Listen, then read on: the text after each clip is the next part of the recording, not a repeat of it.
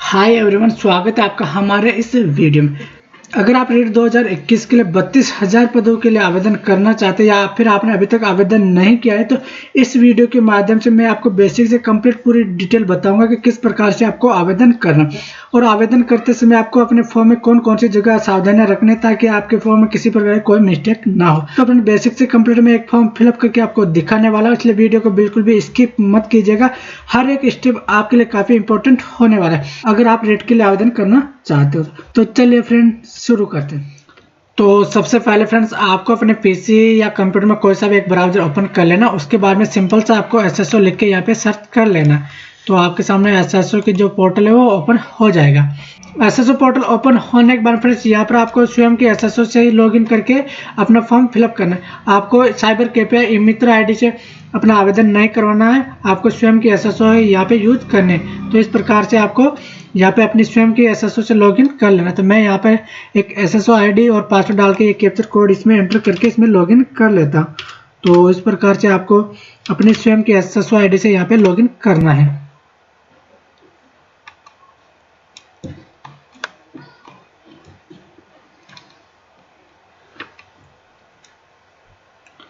SSO ID पे login करने के बाद फिर यहाँ पे आपको इस प्रकार से रिक्वायरमेंट पोर्टल वाला ऑप्शन देखने को मिल जाएगा। तो सिंपल से आपको इस पे क्लिक करना है।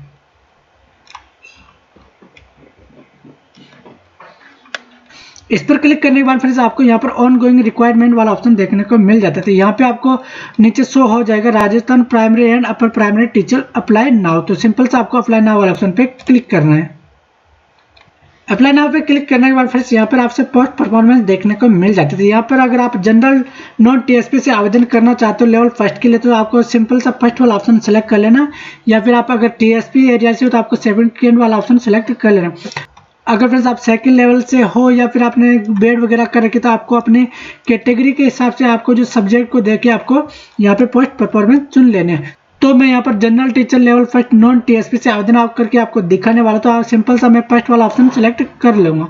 तो आप जिस भी पोस्ट के लिए एलिजिबल हो आपको वो यहाँ पे सेलेक्ट कर लेना। तो सिंपल सा आपको उस पर क्लिक कर लेना है। पोस्ट परफॉर्मेंस सेलेक्ट करने के बाद फ्रेंड्स आपके सामने कुछ बेसिक डिटेल वाला इस प्रकार से पेज ओपन हो जाता है। तो फ्रेंड्स यहाँ पर आपको कंप्लीट अपनी बेसिक जो डिटेल है वो आपको यहाँ पर मेंशन कर देना। यहाँ पर आपको बेसिक डिटेल मेंशन करते वक्त आपको हर एक डिटेल को अच्छे से चेक करके मेंशन करना है ताकि आपके फॉर्म में किसी प्रकार की कोई मिस्टेक ना रहे। जैसे आपका नाम हो गया, फादर नेम हो गया, मदर्स नेम हो गया, आपकी डेट ऑफ बर्थ कंप्लीट आपको यहाँ पर अच्छे से मेंशन करने। तो मैं यहाँ पर आपको बेसिक से हर एक जानकारी फिल करके आपको दिखा देता हूँ। तो सबसे पहले यहाँ पे आपको कैंडिडेट्स का नाम एंटर कर देना है। तो सिंपल सा आपको जिसका भी आप आवेदन कर रहे हो उसका आपको नाम यहाँ पे एंटर कर लेना है। तो हम यहाँ पे कंप्लीट जो नाम है वो एंटर कर लेते हैं। उसके बाद फ्रेंड्स यहाँ पर आपको जेंडर वाला ऑप्शन देखने को मिल जाता है। आप अगर फीमेल हो या मेल हो तो आपको वो वाला ऑप्शन सेलेक्ट कर लेना। तो आपको अपने जेंडर के हिसाब से इसको सेलेक्ट कर। उसके बाद में आपके फादर्स का नेम आपको यहाँ पे एंटर कर लेना है। यह जो डिटेल आपको अपनी 10th की मार्कशीट में से एंटर करने, तो आपको अपने 10th की मार्कशीट अपने पास में रखे, ये जो डिटेल है वो मेंशन करें। उसके बाद में आपको यहाँ पर अपनी मदर्स का नेम एंटर कर लेना है। तो आपको सिंपल सा अपनी जो मदर्स का नेम है वो कंप्लीट 10th की मार्कशीट में से एंटर कर लेना है। उसके बाद में यहाँ पर आपको डेट ऑफ बर्थ वाला ऑप्शन देखने को मिल जाता है। सिंपल से आपको अपनी 10th की मार्कशीट में से अपने जो डेट ऑफ बर्थ है वो आपको यहाँ पे एंटर कर लेने। तो आपको कंप्लीट अब जो अपनी जो डिटेल है वो यहाँ से आपको एंटर कर लेने। तो इस प्रकार से आपको अच्छे से चेक कर लेना कि आपकी डेट ऑफ बर्थ आपकी जो 10th की मार्कशीट है उसमें कंप्लीट ये है या फिर नहीं। तो आपको अपने डेट ऑफ बर्थ यहाँ पे एंटर कर लेना। उसके बाद में यहाँ पर जो डिटेल है वो ऑटोमेटिक फिल हो जाती है, आपको इसको चेंजेस नहीं करनी। उसके बाद में यहाँ पर आपसे कैटेगरी पूछी जाती है। तो आप जिस भी कैटेगरी से आते हैं वो आपको यहाँ पे सिलेक्ट कर लेना। कैटेगरी सेलेक्ट करने के बाद फ्रेंड्स यहाँ पर आपसे स्पेशल कैटेगरी के बारे में पूछा जाता है। तो आप अपनी कैटेगरी यहाँ से सेलेक्ट कर लें। अगर आप स्पेशल कैटेगरीज में से नहीं आते तो यहाँ पे आपको नॉट एप्लीकेबल वाला ऑप्शन देखने को मिल जाता है। सिंपल से आपको इस पर क्लिक कर देना। उसके बाद में यहाँ पर आपको धर्म वाला ऑप्शन देखने को मिल जाता है। तो सिंपल से आपको अपना धर्म यहाँ पे सेलेक्ट कर लेना। उसके बाद में यहाँ पर आपसे वैवाहिक स्थिति के बारे में पूछा जाता है। तो अगर आप मैरिड हो या अनमैरिड तो वो आपको सेलेक्ट कर लेना। अगर फ्रेंड्स यहाँ पर आप मैरिड करते हो तो यहाँ पे आपको अपना जीवन साथी का नाम देना पड़ता है। उसके बाद में अगर आपके 2 जीवित पत्नी है, एक से अधिक आपकी जीवित पत्नी है तो उसकी डिटेल आपको यहाँ पे यस करके यहाँ पे देनी होती है। अगर आपके एक ही पत्नी तो यहाँ पे आपको नो वाला ऑप्शन सिलेक्ट करना है। उसके बाद में यहाँ पर आपसे दहेज के बारे में पूछा जाता है तो आपको सिंपल सा यहाँ नो वाले ऑप्शन को सिलेक्ट करना है। उसके बाद में यहाँ पर आपसे विवाह पंजीकरण नंबर पूछा जाता है, तो आपको अपने मैरिज सर्टिफिकेट में से यहाँ पे एंटर कर लेना। अगर फ्रेंड्स आपने अभी तक मैरिज सर्टिफिकेट नहीं बनाया तो आप उसे इजीली 1 या 2 दिन में बना सकते हैं। आप अपने ग्राम सेवक से कांटेक्ट करके 1 या 2 दिन में वो बन जाता है, उसमें ज़्यादा टाइम नहीं लगता। तो आपको अपना मैरिज सर्टिफिकेट बनवा लेना अगर नहीं बनवाए हैं तो। उसके बाद में यहाँ पर आपसे जीवित बालकों की संख्या के बारे में पूछा जाता है। तो काफ़ी स्टूडेंट यहाँ पर गलती कर जाते हैं कि यहाँ पे आपको जीवित बच्चों की संख्या किस प्रकार से बन। तो इसमें देर करके अगर आपके कोई भी बच्चा 2002 से पहले जन्म हुआ, चाहे वो लड़का हो या लड़की, अगर उसका जन्म 2002 से पहले है तो उसकी संख्या यहाँ पे आपको देनी। अगर कोई बच्चा आपके 2002 के बाद में जन्म हुआ, चाहे वो लड़का हो या लड़की, तो उनकी एंट्री आपको यहाँ पे करनी। मान लो आपको एक लड़की और एक लड़का है, उनका जन्म अगर 2002 के बाद में हुआ तो उनकी 2 संख्या आपको यहाँ पे एंटर करनी। और अगर आपके कोई लड़का या लड़की 2002 से पहले जन्म लिया है तो उनकी संख्या आपको यहाँ पे एंटर कर देनी। तो आपको इस प्रकार से यहाँ पे एंटर करनी। अगर फ्रेंड्स यहाँ पर आप अनमैरिड करते हो तो यहाँ पे आपको 00 सेलेक्ट कर लेना था, आपको यहाँ पे एंट्री करनी अनिवार्य हो जाती है। यहाँ पे आपको 00 सेलेक्ट कर लेना। उसके बाद में ये जो डिटेल वो ऑटोमेटिक यहाँ पे एंटर हो जाएगी। तो आपको अपनी कैटेगरी के अनुसार ये आपको सिलेक्ट कर लेना है। उसके बाद में यहाँ पर आपको मोबाइल नंबर एंटर करने होते हैं, तो उसकी आपको एंट्री कर देना है। आपको यहाँ पर अपना पर्सनल मोबाइल नंबर एंटर करना है। उसके बाद में यहाँ पर आपको अपनी आधार आईडी और जन आधार आईडी एंटर करने होते हैं। तो आपको सिंपल से अपनी जन आधार आईडी और यहाँ पर आधार आईडी एंटर कर लेनी।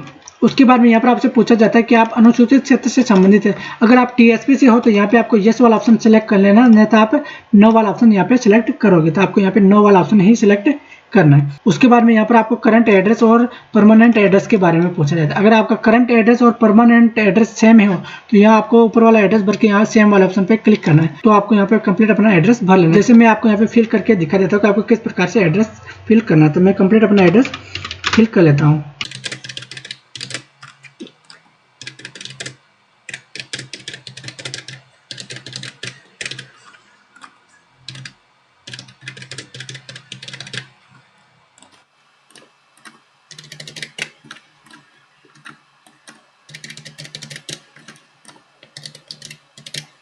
कंप्लीट एड्रेस फिलिप करने के बाद फ्रेंड्स अगर आपका परमानेंट एड्रेस भी सेम है तो आपको इस वाले ऑप्शन पे क्लिक करना है। तो आपका जो परमानेंट एड्रेस वो भी सेम हो जाएगा। तो इस प्रकार से आपको एड्रेस और अपनी डिटेल एक बार अच्छे से ऊपर चेक कर लेना। उसके बाद में सिंपल से आपको नेक्स्ट वाले ऑप्शन पे क्लिक करना है। नेक्स्ट वाले ऑप्शन पे क्लिक करने के बाद में यहाँ पर आपको ईमेल और फोन नंबर कन्फर्मेशन के लिए पूछा जाता है। यहाँ पे आपको यस वाले ऑप्शन पे क्लिक करना है। उसके बाद में यहाँ पर पर्सनल डिटेल वाला पेज ओपन हो जाता है। सिंपल से आपको यहाँ पर अपनी पर्सनल डिटेल एंटर कर लेना। तो सबसे पहले यहाँ पर आपको नेशनलिटी सेलेक्ट कर लेना। तो आपको यहाँ पर इंडियन सेलेक्ट कर लेना। उसके बाद में यहाँ पर होम स्टेट आपको सेलेक्ट कर लेना। तो आपका जो भी होम स्टेट हो वो आपको यहाँ पे एंटर कर लेना। उसके बाद में यहाँ पर आपसे होम डिस्ट्रिक्ट के बारे में पूछा जाता है। तो आपको होम डिस्ट्रिक्ट यहाँ पे एंटर कर लेना। उसके बाद में यहाँ पर आपसे होम ब्लॉक पूछा जाता है। तो आपको अपना होम ब्लॉक को यहाँ पे सिलेक्ट कर लेना। उसके बाद में यहाँ पर तहसील पूछी जाती है। तो तहसील आपको यहाँ पे सिलेक्ट कर लेना। उसके बाद में यहाँ पर आपको अपने विलेज का नाम सेलेक्ट कर लेना। तो आपको यहाँ पे सर्च करके अपना विलेज का नाम सेलेक्ट कर लेना।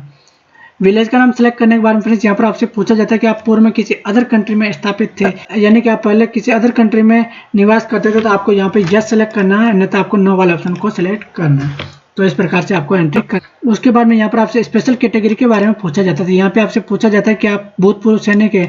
तो आपको यहाँ पर अपने हिसाब से अपनी कैटेगरी के हिसाब से यहाँ पे यस या नो का ऑप्शन सेलेक्ट कर लेना। इसके बाद में यहाँ पर आपसे उत्कृष्ट खिलाड़ी के बारे में पूछा जाता है। तो आपको अगर आपके पास में सर्टिफिकेट है तो आपको यस सेलेक्ट करना है, नहीं तो आपको नो वाला ऑप्शन सेलेक्ट करना। उसके बाद में अगर आपने एनसीसी कर रखी थी यहाँ पे आपको यस सेलेक्ट करना, उसकी डिटेल यहाँ पे आपको मेंशन कर देना, अन्यथा आपको नो वाला ऑप्शन को सिलेक्ट करना। उसके बाद फ्रेंड्स अगर आप भूतपूर्व कैदी हो तो आपको यहाँ पे यस को सिलेक्ट करके यहाँ पे अपनी डिटेल मेंशन कर देने, अन्यथा आपको यहाँ पे नो सेलेक्ट करना। उसके बाद में अगर आप गवर्नमेंट एम्प्लॉय हो तो आपको यहाँ पे यस सेलेक्ट करना है और यस सेलेक्ट करके अपने जो पद की जानकारी आपको यहाँ पे दे देनी। तो इस प्रकार से आपको यहाँ पर अपनी डिटेल मेंशन करनी, अन्यथा आप यहाँ पे नो वाला ऑप्शन सेलेक्ट करेंगे। उसके बाद में यहाँ पर आपसे पूछा जाता है कि आपकी पारिवारिक वार्षिक आय 2.5 लाख से कम है। तो आपको यहाँ पे यस वाला ऑप्शन सेलेक्ट कर लेना। अगर आप जनरल कैटेगरी में आते हो तो आपको नो सेलेक्ट करना है, अन्यथा आपको यहाँ पे यस सेलेक्ट कर लेना। तो आपको यस सेलेक्ट करके यहाँ पे यस वाले ऑप्शन पे क्लिक करना। उसके बाद फ्रेंड्स अगर आपका फाइनल मेरिट में चयन हो जाता है तो आपको इनकम सर्टिफिकेट भी साथ में वहाँ पे ले जाना होता है। तो आपको इस प्रकार से यहाँ पे यस सेलेक्ट करना है। उसके बाद में यहाँ पर आपसे एडिशनल कैटेगरी के बारे में पूछा जाता है तो आपको इनको ब्लैंक छोड़ देना। उसके बाद में यहाँ पर आपसे क्रिमिनल रिकॉर्ड के बारे में पूछा जाता है तो आपको यहाँ पे नो वाला ऑप्शन सेलेक्ट करना। उसके बाद में आपको सिंपल सा यस वाले ऑप्शन पे क्लिक करना है। पर्सनल डिटेल एंटर करने के बाद फ्रेंड्स आपके सामने क्वालिफिकेशन डिटेल वाला पेज आ जाता था। सिंपल से आपको अपनी जो क्वालिफिकेशन डिटेल है वो आपको यहाँ पे एंटर कर लेना। सबसे पहले आपको यहाँ पर सेकेंडरी की जो क्वालिफिकेशन डिटेल है वो आपको यहाँ पर एंटर कर लेना। फ्रेंड्स पहले फॉर्म में एडमिशन डेट पूछी जा रही थी, लेकिन बोर्ड ने इसमें संशोधन किया है। अब आपको एडमिशन डेट यहाँ पे एंटर नहीं करनी, आपको सिर्फ बीएड या एसटीसी की एडमिशन डेट आपको यहाँ पे मेंशन करनी है। बाकी अदर किसी भी डिग्री या डिप्लोमा की एडमिशन डेट आपको मेंशन नहीं करनी।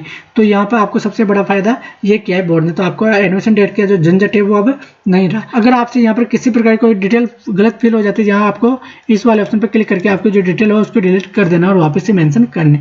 तो मैं यहाँ पर वीडियो स्किप करके अपनी कंप्लीट डिटेल मेंशन कर लेता हूँ, उसके बारे में आपको कंप्लीट पूरा प्रोसेस समझा दूंगा कि आपको किस प्रकार से सब्जेक्ट ग्रुप डालना है और किस प्रकार से आपको जो यहाँ पे पासिंग डेट वगैरह और सब डालने हैं। तो मैं आपको वीडियो स्किप करके उसके बारे में कंप्लीट डिटेल बता देता हूँ, तो आपको कुछ सेकंड वेट करना है। तो मैंने यहाँ पर कंप्लीट अपनी डिटेल मेंशन कर लें, तो आपको भी इसी प्रकार से जो है अपने यहाँ पर कंप्लीट डिटेल मेंशन करने। तो मैं यहाँ पर आपको कंप्लीट डिटेल बता देता हूँ कि आपको किस प्रकार से यहाँ पर मेंशन करने होते। तो सबसे पहले यहाँ पर सेकेंडरी एजुकेशन में आपको यहाँ पर अपना सब्जेक्ट ग्रुप दे देना। तो आपको कंप्लीट इस प्रकार से जो आपके सब्जेक्ट है वो आप यहाँ पे दे सकते हो। उसके बाद में यहाँ पर आपने जिस भी बोर्ड से किया है उसका नाम आपको दे देना, या फिर आप अपने स्कूल का नाम भी यहाँ पे दे सकते हो, उसमें किसी प्रकार की आपको कोई दिक्कत नहीं होगी। उसके बाद में आपको अपनी मार्केट में से यहाँ पे आपको अपने रोल नंबर एंटर कर लेने। उसके बाद में यहाँ पे आपको परसेंटेज वाला ऑप्शन सिलेक्ट करना होता है। उसके बाद में यहाँ पर आपको अपनी मार्कशीट में से आपका उत्तीर्ण होने का वर्ष यहाँ पे आपको एंटर करना होता है। उसके बाद में यहाँ पर महीनों में अवधि पूछी जाती है, तो आपको यहाँ पे 12 एंटर करना, क्योंकि कई स्टूडेंट यहाँ पे भ्रमित होते हैं कि उनकी एडमिशन डेट तो अलग है और पासिंग डेट यहाँ पे अलग है। तो आपको यहाँ पे 12 एंटर कर देना, आपको किसी प्रकार की कोई प्रॉब्लम नहीं होती है। तो आप यहाँ पे 12 एंटर कर सकते हो। उसके बाद में यहाँ पर आपको कुल अंक एंटर करना होता है। उसके बाद में प्राप्त अंक यहाँ पे आपको एंटर करना होता है। तो प्रतिशत ऑटोमेटिक यहाँ पे आ जाते हैं। पहले यहाँ पर एडमिशन डेट भरना यहाँ पर अनिवार्य थी, लेकिन बोर्ड ने ये जो एडमिशन डेट वाला विंडो क्लोज कर दिया था। अब आपको एडमिशन डेट यहाँ पे आपको एंटर नहीं करने। उसके बाद में यहाँ पर आपको पासिंग डेट में आपको अपनी मार्कशीट में से देख के अपनी पासिंग डेट एंटर कर लें। सेम इसी तरह से आपको सेकेंडरी एजुकेशन की भी डिटेल यहाँ पे मेंशन करनी होती है। उसके बाद में अगर आप ग्रेजुएशन की डिटेल देना चाहते हो तो आपको ग्रेजुएशन की डिटेल भी कंप्लीट इसी प्रकार से आपको देनी होती है। अगर आप ग्रेजुएशन की डिटेल नहीं देना चाहते तो आपको इसको खाली छोड़ देना। उसके बाद में अगर आपने पोस्ट ग्रेजुएट कर रखी तो आप उसकी डिटेल यहाँ पे सेम इसी प्रकार से मेंशन कर सकते हैं। उसके बाद में फ्रेंड्स यहाँ पर भी आपको प्रॉब्लम आती होगी, तो यहाँ पे आपको बैचलर इन एलिमेंट्री एजुकेशन चुनना है या फिर डिप्लोमा इन एलिमेंट्री एजुकेशन चुनना है। तो अगर आपने बीएलएड कर रखा हो तो आपको फर्स्ट वाला ऑप्शन सेलेक्ट कर लेना है, नहीं तो आपको बीएड और एसटीसी में सेकंड वाला ऑप्शन ही सेलेक्ट कर लेना। उसके बाद में सबसे ज़्यादा दिक्कत यहाँ पे आती है कि आपको सब्जेक्ट ग्रुप में यहाँ पे क्या चुनना है। तो फ्रेंड्स यहाँ पर अगर आपने बीएसटीसी कर रखी है, अगर आपने संस्कृत से कर रखी है तो आपको यहाँ पे संस्कृत एंटर करने है, अन्यथा आपको यहाँ पे जनरल या हिंदी सेलेक्ट करना है। तो आपको जनरल यहाँ पे ऑप्शन में डालना है, तो आपको यहाँ पे जनरल एंटर करना है। और उसके बाद में अगर आपने बीएड कर रखी है तो आप अपना सब्जेक्ट ग्रुप वहाँ से डाल सकते हो, उसमें कोई दिक्कत नहीं। उसके बाद में यहाँ पर आपको बोर्ड का नाम department of elementary education enter करना है। तो मैंने यहाँ पर इसमें इस प्रकार से एंटर किया, तो आपको सेम इसी प्रकार से एंटर करना है। आपको यहाँ पे कोई किसी प्रकार की मिस्टेक नहीं करनी है। आपको किसी और के बैकग्राउंड में आके आपको अदर स्कूल का नाम नहीं डालना, या फिर आपने जिस भी कॉलेज से डिग्री या डिप्लोमा किया उसका नाम यहाँ पे आप एंटर कर सकते हो। उसके बाद में यहाँ पर आपको अपनी मार्कशीट में से अपने रोल नंबर एंटर कर लेना। उसके बाद में यहाँ परसेंटेज सेलेक्ट करके सेम उसी तरह से आपको मार्क यहाँ पे। उसके बाद में यहाँ पर आपको एडमिशन डेट की प्रॉब्लम आती है, तो आपको अपने कॉलेज में कॉन्टैक्ट करना है और वहाँ से आपको एडमिशन डेट की एक स्लिप देंगे, तो आपको यहाँ पे उसको एंटर करना है। तो फ्रेंड्स यहाँ पर आप स्क्रीन में देख पा रहे होंगे, तो इस प्रकार की जो है एडमिशन स्लिप आपको अपने कॉलेज वाले देंगे। तो आपको अपने कॉलेज में जाके कांटेक्ट करना है और उनसे आपको बोलना है कि मुझे एडमिशन स्लिप चाहिए, तो वो आपको वेरीफाई करके देंगे। तो इस प्रकार की जो एडमिशन स्लिप है वो आपको अपने कॉलेज में से मिल जाएगी, तो आप उसको यहाँ पे एंटर कर सकते हो। उसके बाद में आपको अपनी फाइनल ईयर की मार्कशीट में से आपको यहाँ पे पासिंग डेट आपको यहाँ पे एंटर कर लेनी। अगर आपकी डिटेल मेंशन करते हैं आपको कोई गलती रह जाती है, यहाँ आप इस वाले ऑप्शन से आपको पूरे कॉलम को डिलीट करके वापस से फिल कर सकते हो। तो आपको इस प्रकार से करना है। उसके बाद में यहाँ पर रिट 2021 की डिटेल आपको मेंशन करनी होती है। यहाँ पर आपको सब्जेक्ट ग्रुप में आपको जनरल डाल देना।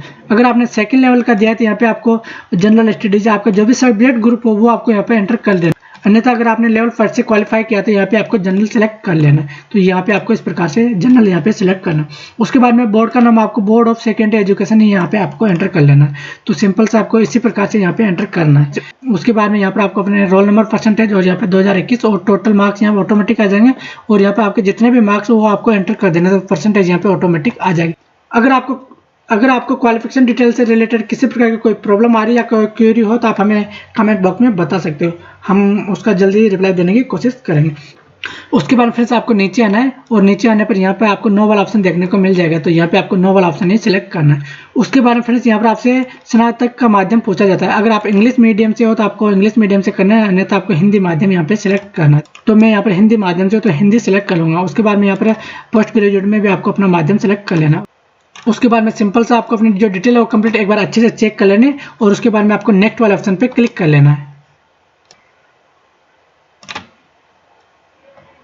नेक्स्ट पे क्लिक करने के बाद फ्रेंड्स आपके सामने इस प्रकार से फोटो और सिग्नेचर वाला ऑप्शन आ जाता है। तो सिंपल सा आपको यहाँ पर 50 KB से 100 KB के बीच में आपको फोटो अपलोड करना है और जो सिग्नेचर की जो साइज है वो 20 KB से 50 KB के बीच में होनी चाहिए। तो आपको अपना फोटो और सिग्नेचर स्कैन करके यहाँ पे अपलोड करना है। तो मैं यहाँ पे फोटो भी अपलोड करके आपको दिखा देता हूँ। फोटो की जो साइज है वो 50 KB से 100 KB के बीच में होनी चाहिए। तो इस प्रकार से आपको फोटो अपलोड कर देना। उसके बाद में आपको सिग्नेचर की जो साइज है वो 20 KB से 50 KB के बीच में होनी चाहिए। तो इस प्रकार से आपको अपने सिग्नेचर भी यहाँ पे अपलोड करने होते हैं। तो मैं यहाँ पर अपने सिग्नेचर भी अपलोड कर लेता हूँ। तो मैंने यहाँ पर अपना फोटो और सिग्नेचर अपलोड कर लिया। तो आपको सिंपल सा अपना फोटो और सिग्नेचर भी यहाँ पे अपलोड कर लेना। उसके बाद में यहाँ पर आपसे बॉडी मार्क पूछा जाता है। अगर आपके शरीर में किसी प्रकार का कोई निशान हो तो उसकी जानकारी आप यहाँ पर मेंशन कर सकते हो, अन्यथा यहाँ पर आप नो मार्क भी लिख सकते हो। तो आपको नो मार्क यहाँ पे लिख देना है। तो इस प्रकार से यहाँ पर आपको ये डिटेल मेंशन कर देने। उसके बाद में सिंपल से आपको नेक्स्ट वाले ऑप्शन पे क्लिक करना है। फोटो और सिग्नेचर अपलोड करने के बाद फ्रेंड्स यहाँ पे आपको पोस्ट परफॉर्मेंस वाला ऑप्शन आ जाता है। तो यहाँ से आपको अपने पोस्ट परफॉर्मेंस सेलेक्ट कर लेना।